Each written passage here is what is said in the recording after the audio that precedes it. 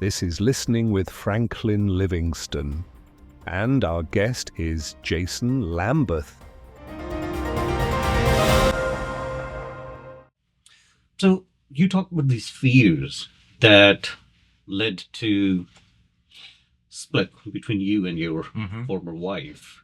So what were those fears, if you're comfortable sharing? I'd like to learn. I think both abandonment issues. I think I see some patterns that developed that I noticed in my relationship with her. I never would have thought that I was a jealous person, but for whatever reason with her, I had I had my worst episodes of jealousy with her, which makes sense because this was somebody I didn't want to lose. So we had when we went to Berlin the first time, there was this instance where we had just been married like a year, and then we went back to her hometown, and then she had all of these friends, and then I remember getting jealous about some old guy, this old friend of hers that was a guy, and thinking like something could be going on, and it wasn't. But there was that fear, and I think that same fear ended up manifesting with the previous boyfriend. I found out I couldn't sleep one night, and I went to the kitchen table, and her laptop was on the kitchen table, and I went to close it, and when I went to close it, I saw the letter. I was like, oh, there's something going on. And when I read it, I was like, oh. And then like, who's Marcus? Who's this person? Because it was definitely romantic. And anyway, it ended up kind of being my worst fear. And I think her worst fear happened too. I don't know. I think we could have really gotten back together. But the conditions were like, I had my business in there was all these kind of things that it was the perfect storm. But I'm going to be the devil's advocate and say, if there was a romantic interest which shifted, then wouldn't you say it's more like the calming shifted now? And if she was already communicating with someone else, which means, and I'm going to tie with this idea of divorce in a religious setting. Yeah. So if someone is romantically interested in someone else, being in a marriage with somebody else, wouldn't you say that the point of focus, point of attention, the vows, all that concept is not there? So in that kind of situation, it's okay to go get a divorce. I mean, my whole opinion about that is much different now than what it was. I don't have the same kind of I do have the same kind of respect for vows and the same kind of respect for traditions, but I don't have the same perspective that I grew up with. Is like, you don't get divorced, and if you do, it's there are some pretty harsh terms in the Bible about divorce and things like that. But again, I think they get misinterpreted because they get. I think we have to. There are. I don't want to come across as saying like nothing in the Bible is literal. There are some, but it's a living text. That's why it's called the Living Bible, and it has to be able to. You have to be able to work with it, and I'm not trying to say that there shouldn't be guidelines or whatever, but I think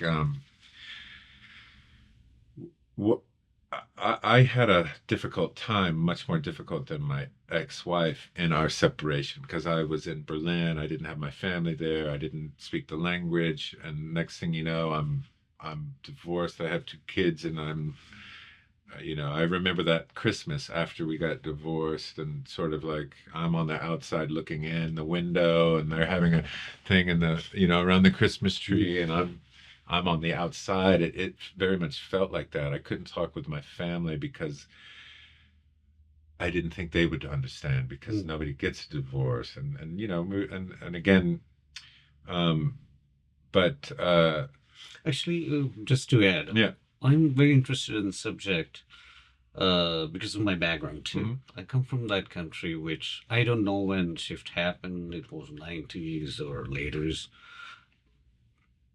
It was 90s or later. But men in general, when we think of middle class or educated circles, which is usually not shown on the Western media, just to be clear there too. Western media would show the extreme poor or communities within the border. Hmm.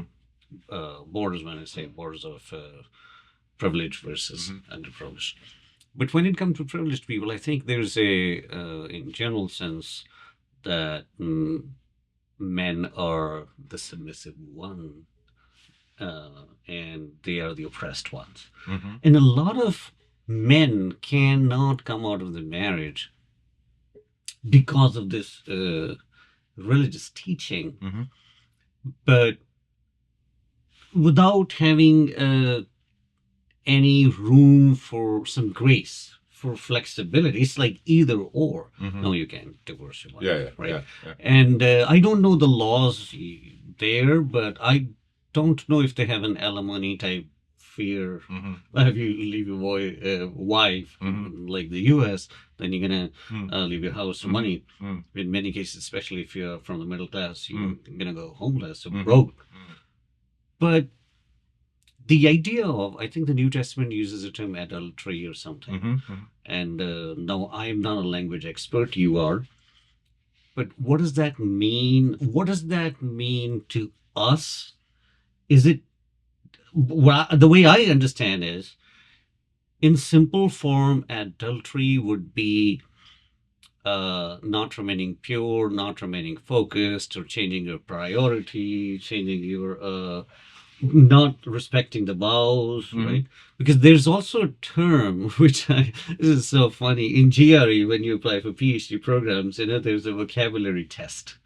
So there was a word, I think, adult adulteration or adulterism, which means that when something doesn't remain pure and it gets diluted with something Yeah. else, right? Yeah. Or it changes its original form. Yeah. Hmm. And the same principle, if I apply, because I'm not a language expert, I can go and find the Greek term. But if somebody's focus has changed, they are not committed to that vow of sickness and death and all that, and then you are the one who take an initiative to leave that person, I don't think that's a sin. Using that language. Yeah, yeah, We yes, haven't yeah. used that word today. Yeah, Sin. no, yeah, it's good we got it in there. Because I mean, here's what I think sin is, and most people will probably want me to burn in hell, but sin is essentially an archery term. You missed the mark. You missed the bullseye. Um, don't burn down the house and throw out the pottery. Like, don't throw out the pot that gets disformed. Reform it, reshape it, redo it. So sin is. So you were asking a question about divorce, and I started to get into one of the other sessions. Um, and you were asking about maybe a regret question or something like that, and my only thing is I think I could have, knowing what I know now, at least in my spiritual practice, I probably could have. No, I know I could have shifted that and made it all work out. Mhm.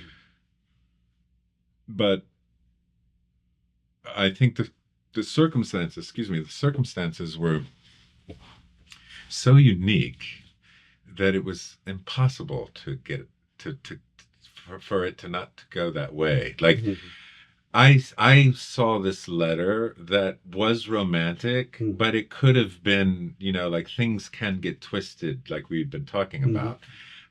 When I went to talk to her about it, we couldn't really talk about it. Like when we didn't really talk all that much. I went to Bali because I had work, and I ended up extending because we were having problems, and but we never really talked about it. It was kind of done, and that seems to me weird. And that's one thing I don't have like a closure on it until just recently, within the last couple of years, to be able to like, yeah, but you know what? That actually, what if that was the perfect? What if that was the perfect way that it, was supposed to go down? There's Having things, closure, or yeah, like having just an like exegesis of the letter. like what if that was actually, the way that I'm shaping it in my mind now, like I'm reforming the pottery, is that was, it was, it ultimately will lead to both of our lives becoming richer and freer and more love, or whatever you want to call it, more complete, blissful. More whole, more blissful. And that, yeah, I don't really understand it fully now, because I never really had it. I had a girlfriend right after, like, but I think that was, and I was super in love with this person, but I don't think it was realistic, like to come out of a relationship of 22 years, 19 of them being married, and then to go, like, after 3 months, and I realized, okay, she's not answering my anything. I think she's in love with him, and that's, and then, and until it became clear, and then I met this woman, and then it was like, oh my gosh, love it. It was like I went through all of that to find this. I was in that kind of bubble, and it took about 18 months for that bubble to wear off. But I think I was in shock. I was just in like, so the point I was trying to make is that it was the perfect storm. Like, it unraveled. It could have been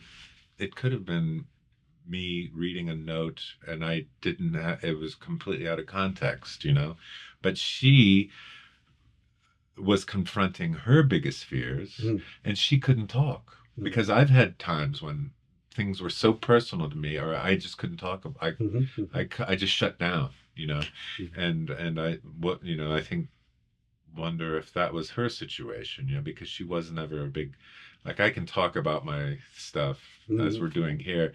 She's not that kind. She's different.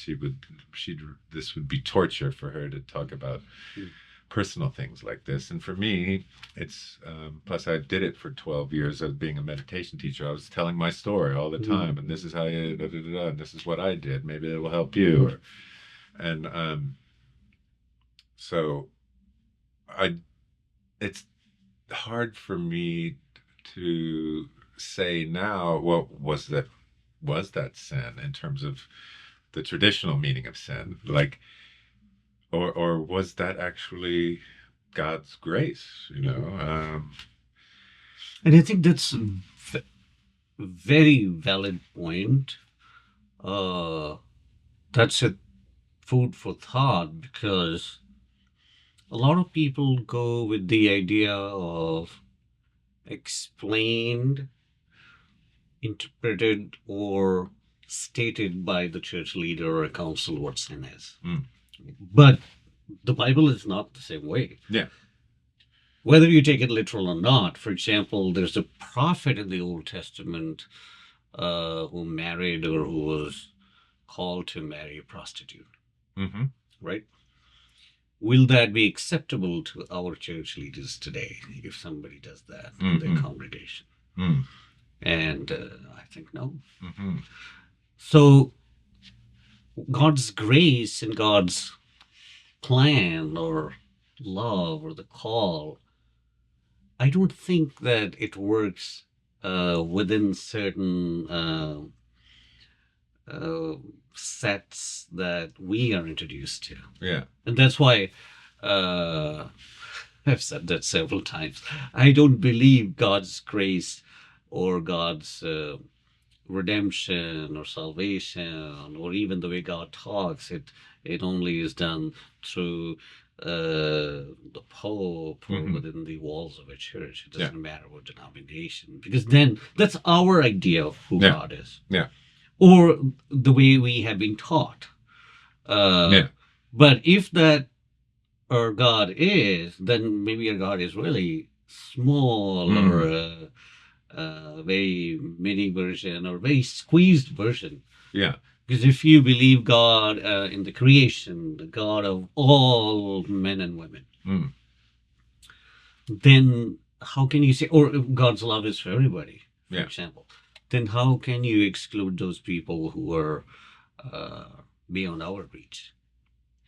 Across the Atlantic and so this, in the same way, if God is so black and white, then it should be. But I think what I, especially you were talking about traditions, some of the traditions which are more on the liberal side in the United States, all I hear is about God's love, period. And whether or not they take, I don't know whether or not they take the narratives literal, but they only focus on love part. There's no God's judgment, there's no God's wrath, there's no God's correction, there's no God's wars and all that, which in itself, I think, is not justice to the text. It's like you only read Ophelia's lines and say, okay, I read the whole Hamlet and I love it. But what about Hamlet's relationship with his father? What about Hamlet seeing the ghost, right? Whether or not that ghost was in his head or a literal ghost. But you gotta at least read what the writer has written, and then you can have a different opinion about it. Right? So in that fashion, I'm talking about the sin, tying it to the act of, because first of all, I don't know who initiated it in your relationship. But I was saying, like, for example, the Eastern background I come from, men are mostly who just want to, who are considered, and now it's so common that you would even see in plays and comedy and all, men are so tired of this oppression by women, because I think it used to be probably men in power and something changed. I just don't know when. To the point that women are really now in control. And that can then add abuse too. And so they would not take that action considering it's wrong. But the question is, if she's not giving you the due respect, if you're not the priority in that system of your household, and if it goes to that extreme where she has developed an interest in someone else, would you keep going with it, or it's okay to come out of that marriage? And I know the answer among some circles is, no, you don't take that word. Words, no. Because they are so black and white. I mean, my perspective now is I really do feel that you can change any circumstance. And you have to do it through prayer. And the prayer that I'm talking about is not the prayer that we were traditionally taught, but that you have to change your outlook. The prayer, like the Buddhist thing that happened when I shifted there's a verse in the Bible that talks about, like, you have to have your conversations right. Get your conversations ordered, and then your life will be ordered. And those conversations are the thoughts in your head of what you're telling yourself. And if you keep telling yourself, she's cheating on me, she's this or she's that, it has to manifest, because you've planted those seeds. But if you plant the seeds of no matter what happens before she opens the door, when I was telling you, before she comes in and you have all these bad thoughts about her, like she's going to complain, she's going to this, she's going to do that, change that in your head. Like, change your conversation. here she comes. She's gonna, I'm so lucky. I feel so in love. You just tell yourself that, whether it's true or not, doesn't matter. The point is that you are taking control of the conversations, and you're gonna dictate how this is gonna go. And I think, had I, I would like to have, you always get another chance. And so now I have, like, when things like that happen to me now, like, I start shifting them. Like, I don't take it for face value. I took that letter that I discovered, that was a complete accident. Accident. I don't, you know what I mean? But I could have completely shifted that whole scenario, and I could have read that in a sense like, oh, look, she's connecting with an old friend. Isn't that super nice? And they have this colorful poetic language that they're, I could have completely shifted that narrative. That would have, because when I came in, I went and I kind of confronted her. Who's this person?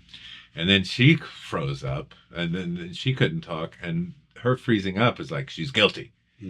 But it really was like, oh no, I'm. It could have been something completely different. That I think you can change things in your life, and that's what I'm really working on now. Like, I don't take it for face value anymore, and even if that was the case with my wife, for instance, I would shift it in my mind, and we could have reconciled that through my prayer. Which is, isn't she the most beautiful woman in the world? Isn't she the kindest? Isn't she the most loving wife? And and you keep telling yourself that as opposed to the opposite, and I think that's how you keep things fresh and keep things new. And I think at that time, life was happening because my career and excuse me.